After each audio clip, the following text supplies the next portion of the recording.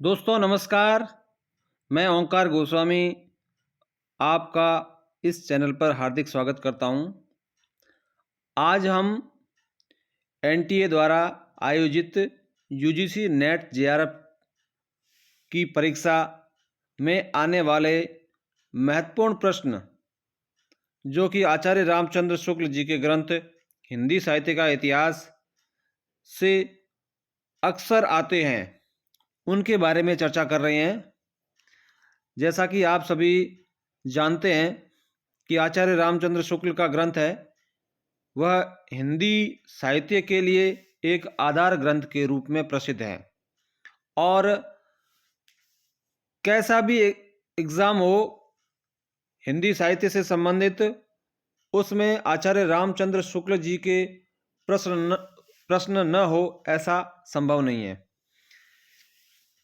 आजकल एनटीए द्वारा आचार्य रामचंद्र शुक्ल पर आधारित कई प्रश्न पूछे जाते हैं।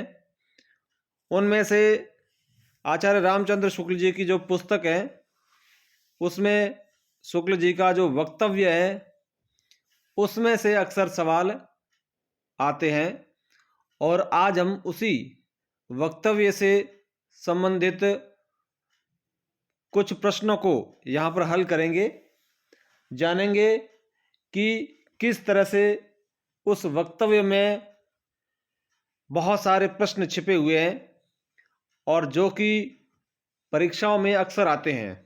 तो हम सबसे पहले प्रश्न की ओर बढ़ते हैं। पहला प्रश्न हमारा है, आचार्य रामचंद्र शुक्ल ने किस इतिहासकार के इतिहास को कवियों का एक वृत्त संग्रह कहा है?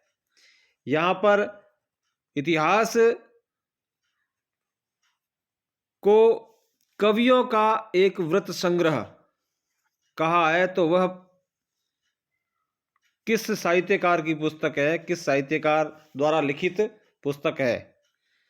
तो इसमें जो ऑप्शन दे रखे हैं, शिव सिंह सेंगर के इतिहास को, ग्रियर्सन के इतिहास को, मिस्र बंधुओं के इतिहास को और गारसा दत्तासी के इतिहास को।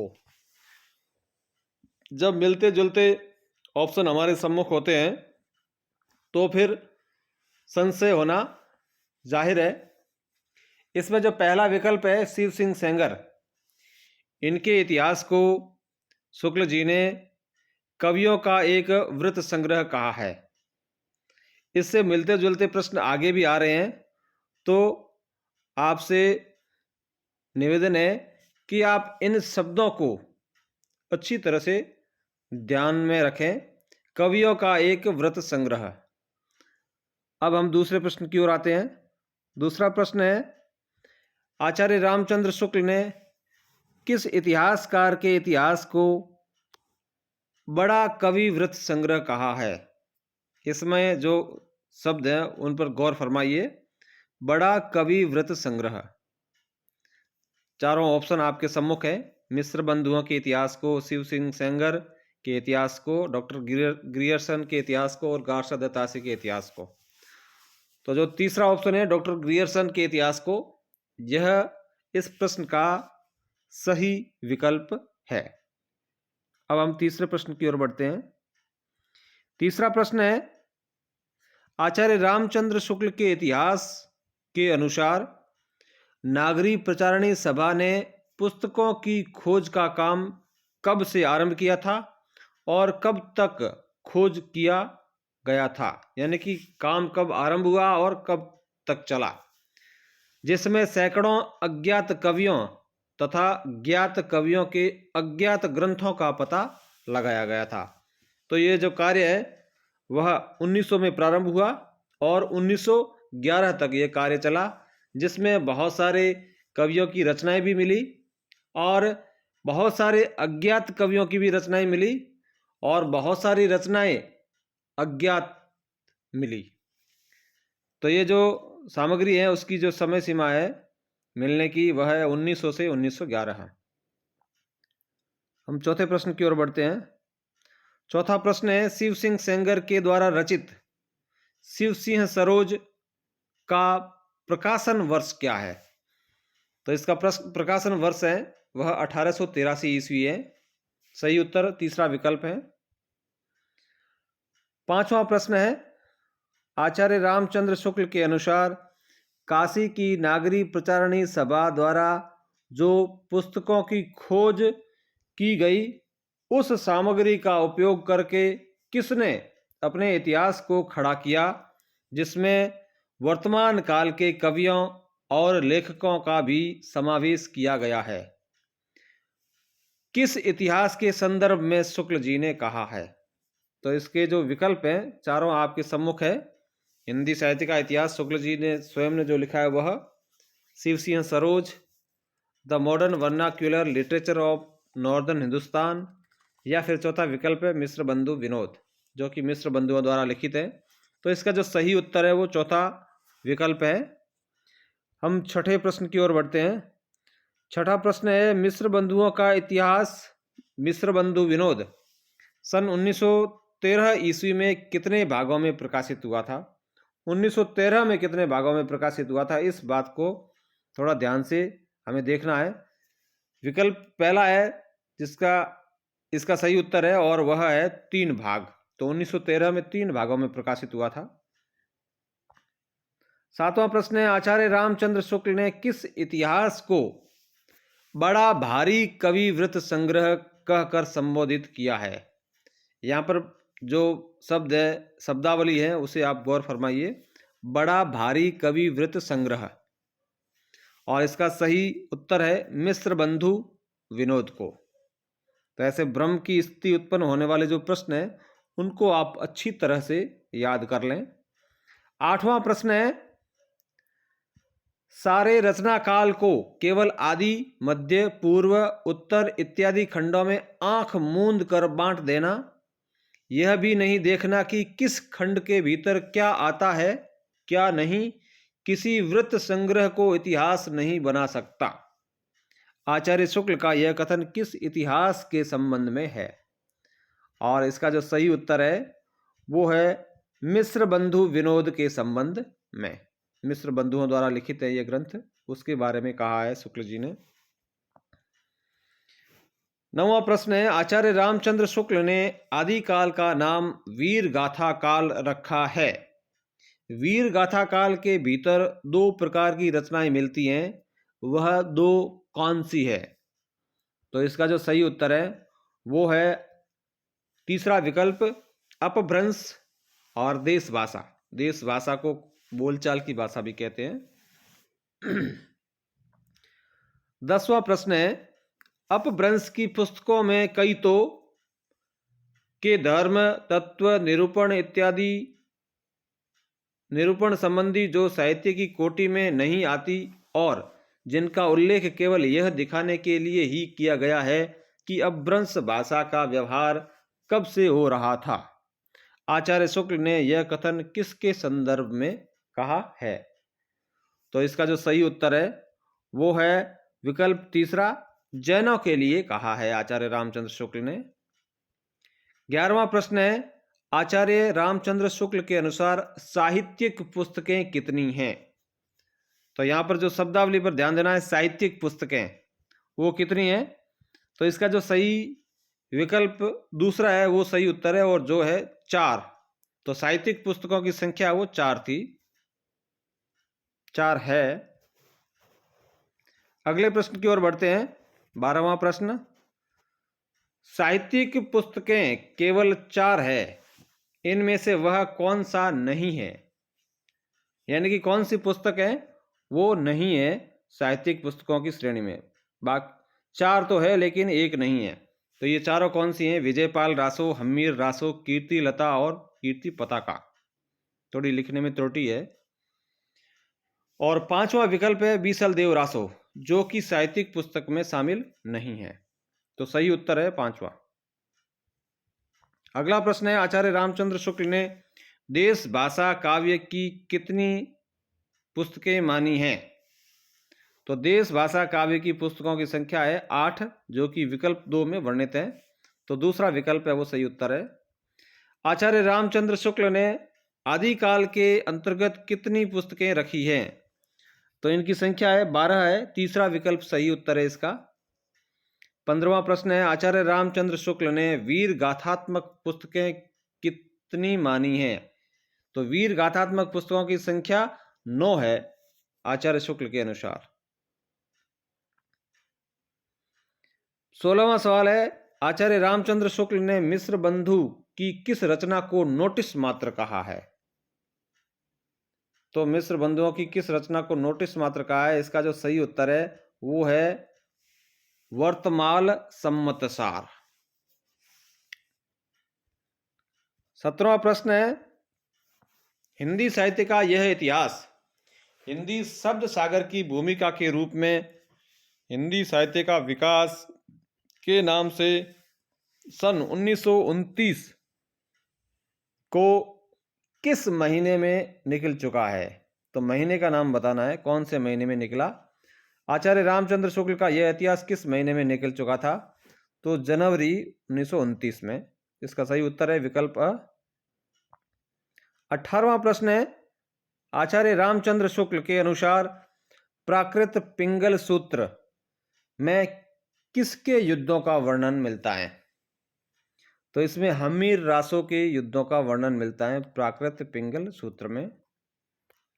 19वां प्रश्न है, आचार्य रामचंद्र शुक्ल ने किस इतिहास को प्रकांड कवि वृत्त संग्रह कहा है?